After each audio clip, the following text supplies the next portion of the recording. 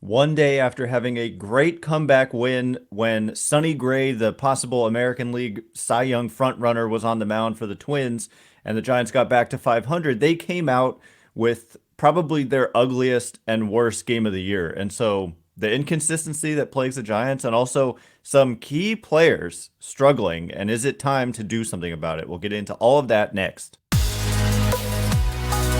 You are Locked On Giants, your daily San Francisco Giants podcast. Part of the Locked On Podcast Network, your team every day.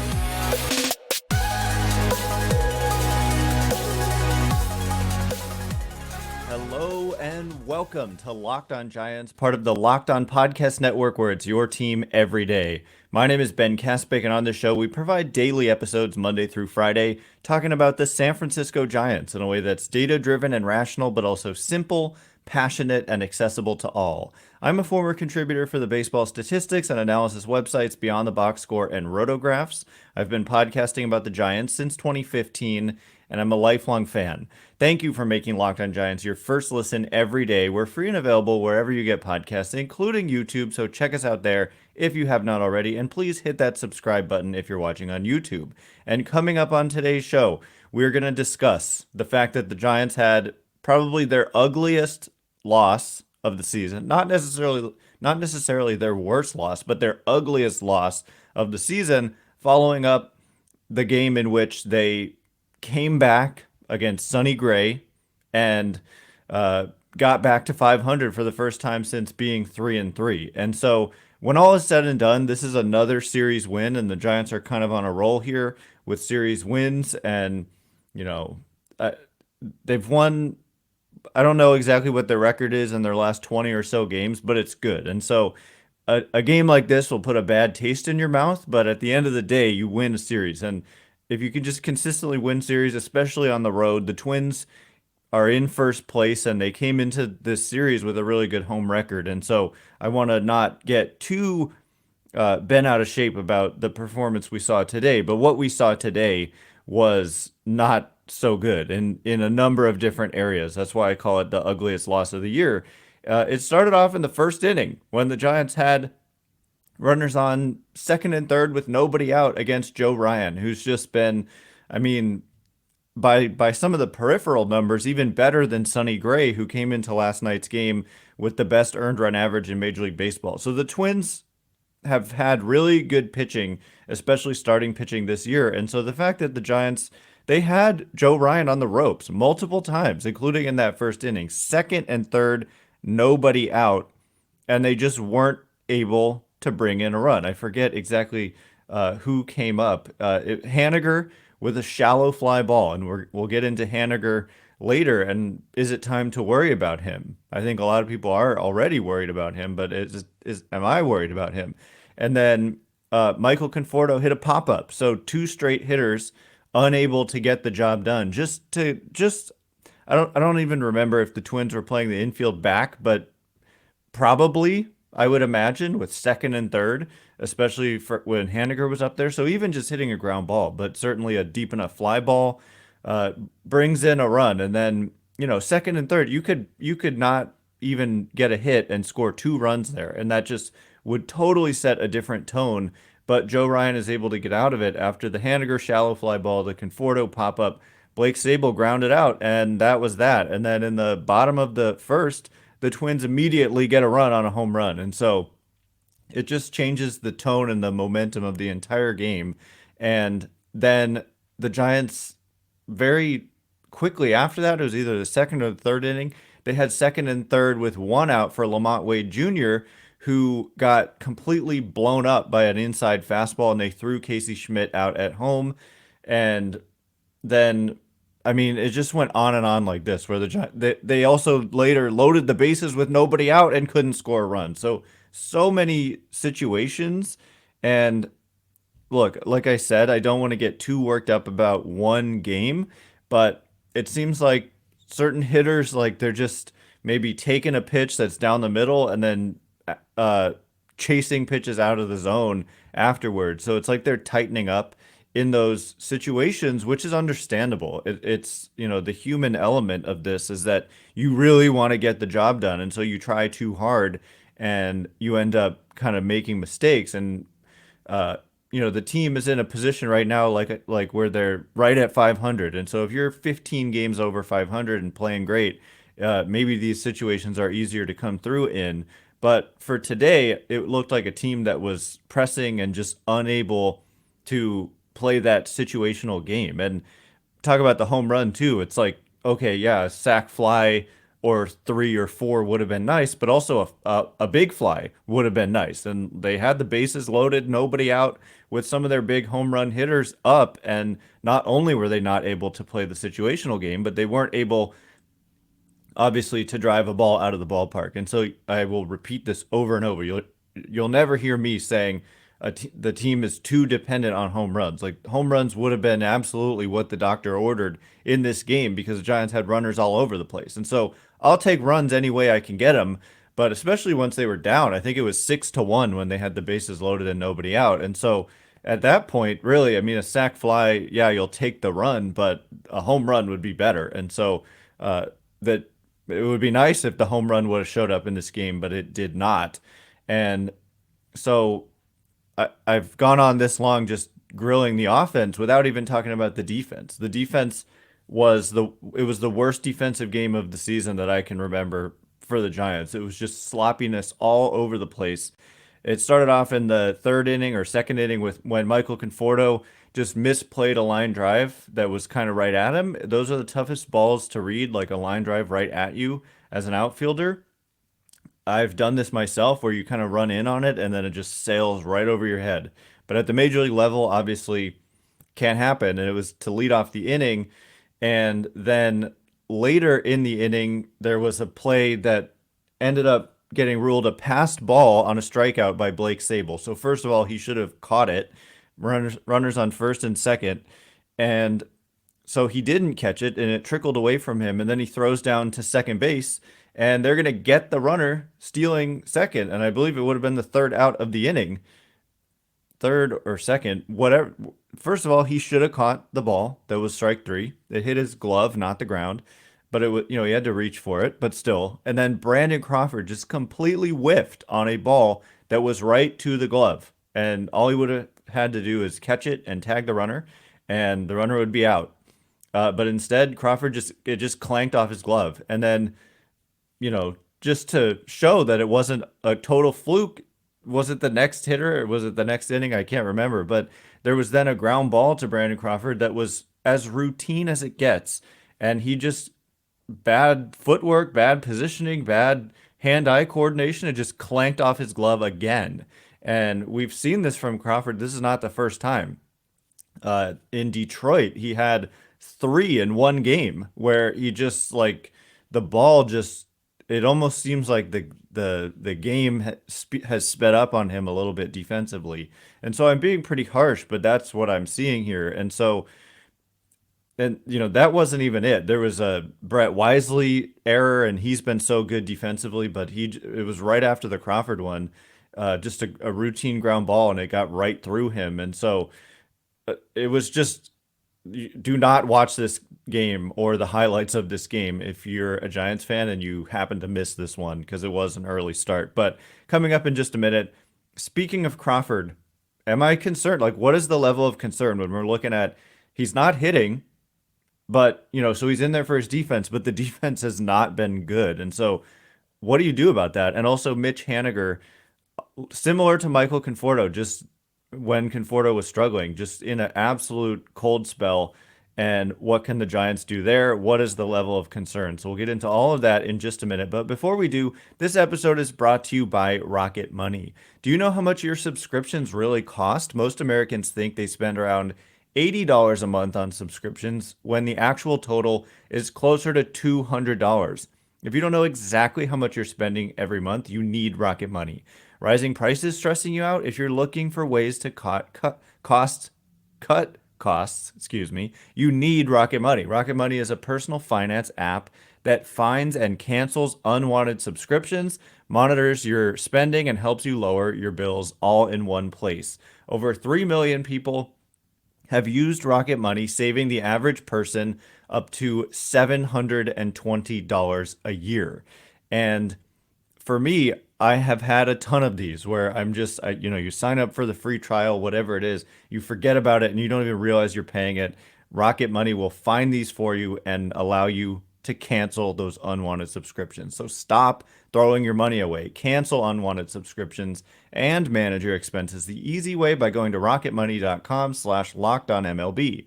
That's rocketmoney.com/lockedonmlb, rocketmoney.com/lockedonmlb. All right, as promised, we're going to discuss the level of concern with a couple of players in particular, but there's kind of a lot. As much as the Giants have been playing well lately, there's some concern with a number of different players for a number of different reasons, and so we'll address those next. Thanks again for making Locked On Giants your first listen every day. Everydayers, on tomorrow on the show, we're going to be getting back to some mailbag questions. I had to skip over them as the Giants. You asked a lot of questions and I didn't answer a lot of them because of some big promotions. I think it was Pat Bailey, and so we'll get back into those mailbag questions tomorrow. By the way, the Giants play the Brewers tomorrow at 4:40 Pacific, and you can catch every pitch of the Giants' hometown broadcast with SiriusXM on the SXM app. Search Giants. Both teams right now TBD as their starting pitcher. So we'll see what the Giants do there. Is it going to be another bullpen game? Is somebody going to get called up? So yeah, we'll find out. But what is the level of concern with Brandon Crawford and Mitch Haniger specifically? So Brandon Crawford, he came into this game hitting, what was he hitting? 165 with a 232 on base and a 308 slugging. He did have a good game today offensively. He had 2 walks and he had a double. He also struck out once. But overall in the season, including today, he's now hitting just 172 with a 252 on base and a 323 slugging. It's about 40% below average offense. And so I guess you could say that you could live with that. You can't really live with that. He's got to improve, but it's early in the season still, and you give him some benefit of the doubt if you're getting that Brandon Crawford defense.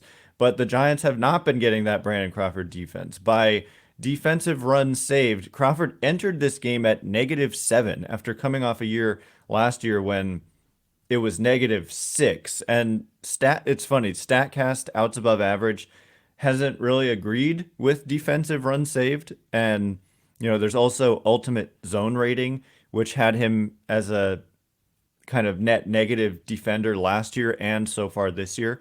So two of the metrics that are kind of two of the big three, defensive runs saved, ultimate zone rating, and the StatCast one, when 2 out of the 3 are saying negative, and then with my eyes, I'm saying he is just not the same guy. And he is 36 years old, and so it's not entirely surprising that, what I am seeing is stuff that I haven't seen from Brandon Crawford before. We saw a little bit of it last year at times, but just it seems like the kind of speed of the game, the hand-eye coordination, something is just a little off there.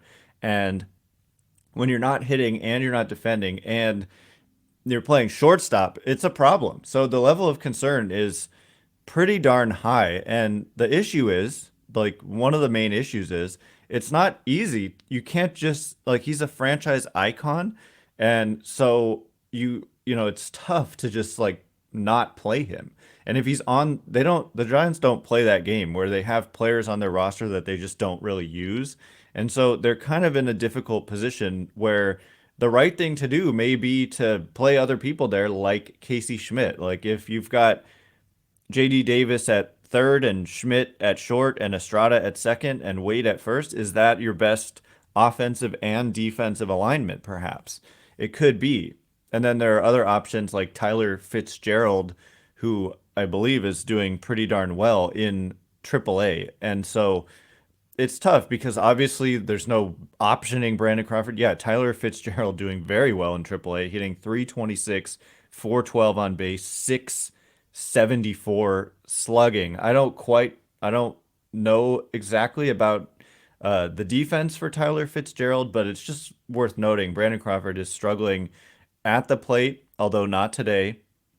And it is early, and I give him some benefit. He's got a track record, and this is, but last year was quite bad offensively as well. And so it's looking like the major decline maybe has set in. And so obviously he could turn it around offensively, but the defensive issues are kind of alarming and stark. Like it's when you're so used to really good defense by Crawford, and then when you're totally not seeing it, it's a little bit shocking, I guess, to see and concerning. So the next up on the concern o meter is Mitch Haniger, who had another rough game today, 0 for 5 with 2 strikeouts. He was one of the guys who came up in those big situations. As I said, popping out with runners on second and third, kind of the guy to first set the tone with in that first inning, second and third, no out. Here comes Haniger and pop a shallow fly ball that wasn't able to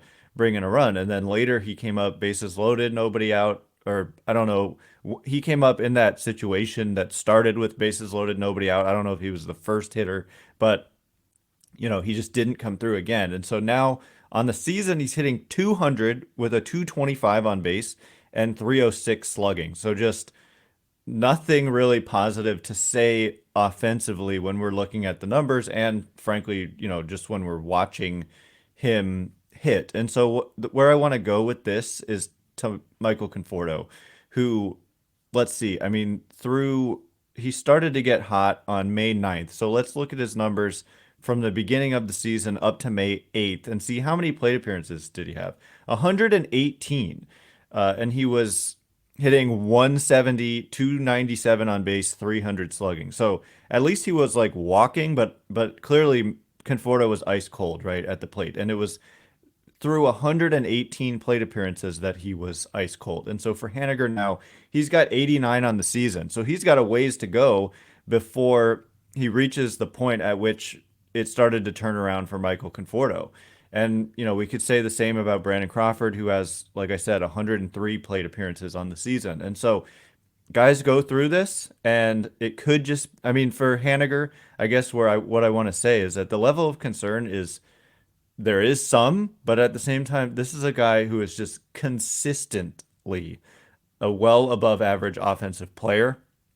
And I don't think suddenly at age 32, I guess it's not that young. Conforto is only 30, but he has a track record, and I would bank on the track record far more. He is not a guy who's going to hit like this all season long as he stays healthy and keeps getting reps. I think he'll bounce back in a significant way.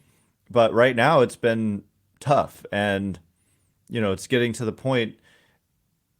There are possible roster moves you could make, and there's Blake Sabol having difficulty as a catcher, and so you could see a platoon with Haniger maybe and Sabol while Haniger tries to figure it out and get it going. And then there's some young guys in the minor leagues who we're going to talk about next, including an outfielder who could become an option for the Giants. But again, it's tough. Just like with Crawford, you're committed to Haniger. You're committed to Conforto, and then you've got Yastrzemski, you've got Slater when he's healthy. So Giants have a little bit of a jam and some players who are not performing well. And the question is, what do you do about it? And the answer is, I don't exactly know, but maybe something. And when you look to the minor leagues and you've got a Luis Matos doing what he's doing, it becomes an intriguing question. So we'll get into Luis Matos and the latest dominant outing by Kyle Harrison in just a minute. But before we do, this episode is brought to you by my new favorite pair of shorts, Bird Dogs. I recently received a couple of pairs of Bird Dogs, and they are the most comfortable and good-looking shorts that I've ever worn, hands down. And it's funny, my girlfriend, she saw me try on the shorts, and immediately her response, she said, "Those are the nicest shorts you have ever owned." And I've owned quite a few pair of shorts, so I don't know if I should be insulted about my previous shorts or just blown away by what she saw and I saw for myself with Bird Dogs, not to mention the stretchy fabric being oh so very comfortable. And because they're comfortable and good looking and professional looking, they're versatile, and you can wear them to the golf course. You could wear them while hanging out with friends. You could even wear them to a meeting. And so there's nothing like it. Check it out for yourself. I promise you, you won't be disappointed. Go to birddogs.com/lockedonmlb, and when you enter promo code lockedonmlb, they'll throw in a free custom Bird Dogs Yeti style tumbler with every order. I've got one myself. I'm holding it up here in front of the camera for those of you on YouTube. Very nice, high quality tumbler, Yeti style, and you can get one for yourself by following those instructions. So I encourage you to check it out. All right, here we go. We are going to get into Luis Matos as a possible option for the San Francisco Giants, and also the latest start by Kyle Harrison, which was last night. The key for him being limiting walks. How did he do last night? Well, the answer is he did fantastic. And so he could become an option too. Thanks again for making Locked On Giants your first listen every day. Every dayers tomorrow on the show, like I said, mailbag questions. We're going to be getting into a lot of them. In fact, I might even throw out a new prompt just to get some of the latest kind of, what are the fans, listeners wanting to know right here, right now with the way this team is playing. They get back to 500, but then they have such an ugly loss. So it's going to be an interesting dynamic. The Giants play the Brewers, by the way, this upcoming Thursday, tomorrow at 4:40 Pacific. Catch every pitch of the Giants' hometown broadcast with Sirius XM on the SXM app. Search Giants. The Brewers are just like the Twins in first place, but also just like the Twins, they don't have the greatest record in the world, although they've won 2 straight. But they have a negative run differential. So we'll see. They're 15-9 at home. Tough team to play at home, but it's a good place to hit. So hopefully the Giants can get it going offensively there. Although the Brewers pitch well. So it's an interesting dynamic there. But the latest, just when we talk about the roster, there's, we talk about Haniger's struggles. There's really not a lot of room for a Luis Matos. But at the same time, they're kind of like, maybe do you make room based on the way this guy is performing? Matos, as we've discussed, was added to the 40-man in the offseason and then aggressively somewhat started the year in Double-A after struggling in High-A last year. The Giants were adamant that the struggles in High-A were kind of surprising and that the underlying data on his batted balls was much better. Basically, he underperformed the expected results. And so they send him to Double-A to start the year aggressively, and he came through in a major way, hitting 304, 398 on base, 443 slugging, and walked 13% of the time, struck out only 9% of the time. And that was kind of the thing they challenged him with, was plate discipline and being more selective, which, by the way, we continue to see Casey Schmidt. So I talk about, okay, is Schmidt a better option at shortstop? Defensively, probably, than Crawford at this point, as I hate to say it, but probably. And however, I think we're seeing the continued chase of Casey Schmidt being a problem at the plate. And so perhaps the offense just continues to fall off as he continues to be a wild free swinger. And so that remains an issue, and we've talked about that a bunch. But Luis Matos is, at least in Double-A, was demonstrating a improved, very improved ability to be selective, and he's always had the ability to put the bat on the ball and not strike out. And so it's really intriguing, kind of given the current makeup of the Giants roster, to add a guy like this. And it could be, frankly, a pretty easy substitution to take out Bryce Johnson. No offense to Bryce Johnson, but the ceiling is just so much higher with a Luis Matos. It might feel a little unfair to Johnson, who's kind of done his part, done what he's supposed to do in this role that he's been in, which is occasional playing time. I guess he's really been platooning with Yaz. And so I think that while Slater is out, this might be the perfect time to give Matos a look. Maybe they don't want to do it so quickly after only 6 games in AAA, where by the way, I'm mentioning the Double-A numbers, promoted to AAA, and he's hit 370, 393 on base, 593 slugging, strikeout rate of 3.6%, walk rate of only 3.6%. So that, 1 strikeout, 1 walk in 28 plate appearances, but bat to ball, 3.8% strikeout rate. So intriguing guy, and can play center field and is fast and plays a good center field. So I'd like to see this guy, and I think they could use another infusion of youth and excitement. So, he's already on the 40 man. It would be a simple transaction. Send down Bryce Johnson, call up Luis Matos. I don't know if the Giants are facing any lefties in this upcoming series, but that would be something to look out for. If they are, then maybe they do make that move. So lastly, I just want to update you on Kyle Harrison, who had another start in AAA last night. The key for Harrison, of course, continues to be strike throwing, not walking people. And last night was arguably the best start he's had maybe ever in his professional career. I get it. He's still not facing a lot of hitters. He only faced 15 hitters. He only pitched 4 innings. A lot of people ask about this. They're being careful with their minor league pitchers. They believe there's like evidence to suggest that ramping them up slowly prevents injuries. And so that's why you're seeing this. But he couldn't have been better, really. He walked 1. He struck out 9 out of the 15 hitters he faced, which is 60% of the hitters he faced. He struck out, and he didn't allow a hit, and he walked 1. He also did hit a batter. And so, the walk and the hit by pitch, you don't love, but it's just 2 total of the 15 hitters that he faced. But, several starts ago, he walked none. And then in between, he walked 3, and then he walked 3 again. And then last night, 1 walk, 1 hit by pitch. He also had a hit by pitch in one of those starts in which he walked 3. But if he can string like 2 or 3 of these types of outings in a row, then he immediately becomes an option. And with the Giants, like tomorrow listing their starter as to be determined, there's an opening right now in the rotation, and it could go to him if he can simply string 2 or 3 of this type of outing in a row. His season strikeout rate in AAA now is 40.6%, which is just ridiculous. The problem is the walk rate is 20.3%, which is about 10 points at least too high. You want that to be cut in half. But the strikeout stuff is just clearly there, and this guy's getting close, and he's had a couple really good outings out of the last 2 out of the last 4, right, have been that type of outing where he's been in command. So anyway, that is all the time we have for today. Thanks again for making Locked On Giants your first listen every day. Every dayers tomorrow.